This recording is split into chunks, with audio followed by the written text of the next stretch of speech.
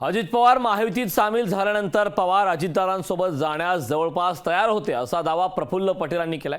पटेलांचा हा दावा शरद पवारांनी फेटाळून लावलाय।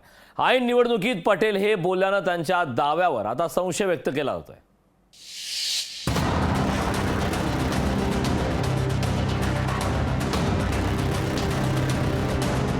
हमारी उनकी बातचीत जारी थी और वो भी कहीं ना कहीं 50% तो कम से कम तैयार हो ही चुके थे। अजित पवार यांचा भाजपसोबत जाण्याच्या निर्णयावरून आता नव्यानं आरोप होऊ लागले आहेत। अजित पवारांसोबत महायुती सरकारमध्ये सामील होण्याच्या निर्णयाला शरद पवार यांची 50% तयारी होती असा दावा प्रफुल्ल पटेल यांनी केला आहे। 2 वेळा पवारांना जेव्हा राष्ट्रवादीचे नेते भेटले तेव्हा ही विनंती केल्याचा दावा पटेलांनी केला आहे। त्याचाच परिपाक म्हणून सोरडी यांच्या घरी अजित पवारांसोबत शरद पवार यांची बैठक झाल्याचं पटेल यांनी सांगितलंय। पवार आता संधी साधूपणाचं राजकारण करत असल्याचा आरोपही त्यांनी केलाय। पूना में एक उद्योगपति के घर में पवार साहब की अजित पवार साहब की भेंट हुई, उसके बाद की बात बोल रहा हूँ, मतलब मुंबई की हमारी मीटिंग के बाद। तो ये कहीं ना कहीं तो ये संकेत देता ही है कि हमारी उनकी बातचीत जारी थी और वो भी कहीं ना कहीं 50% तो कम से कम तैयार हो ही चुके थे।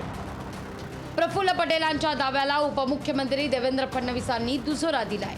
दुसरीकडे राष्ट्रवादी शरदचंद्र पवार पक्षाचे प्रदेशाध्यक्ष जयंत पाटलांनी हा दावा खोडून काढलाय।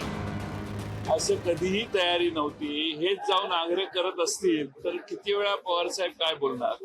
त्यामुळं मला वाटत नाही की पवार साहेबांनी एखादी गोष्ट मनात घेतली तर त्यांनी नेहमीच करून दाखवलेली आहे, परंतु जे मनाच्या विरोधी आहे ते टाळण्याचा प्रयत्न नेहमीच केला। त्यांना शेवटी संघटना एकत्रित ठेवायची होती, त्यामुळे अशी जर कोणी बोलत असेल तर त्यांना एंटरटेन करायचं काम ते करत असतील।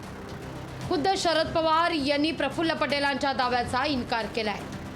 सगळ्यांचा भाषण होता, तुम्ही गेलो किंवा गेलं जायला हवं होतं, तुम्ही गेले का नाही। आणि दुसरी गोष्ट सत्य की देवेगौडांचा जो विषय होता त्याच्यामध्ये भाजपचा संबंध नाही। काँग्रेसचा पाठिंबा देणारे लोकसभेचे जे घटक होते त्यांची एक बैठक झाली। सत्तेचा स्वीकार करणं योग्य आहे असं मला वाटलं नाही, त्यामुळे नम्रतेनं मी त्यांना पटेलांनी निवडणुकीच्या तोंडावर संभ्रम निर्माण करण्याकरता ही कहाणी सांगितली असण्याची शक्यता आहे। पण प्रफुल्ल पटेल हे जो घटनाक्रम सांगतायत तो घटनाक्रम थोडा पटण्यासारखा आहे। कोल्हापूरहून सतेज औंधकरसह अमोल धर्माधिकारी, ब्युरो रिपोर्ट, लोकशाही मराठी, पुणे।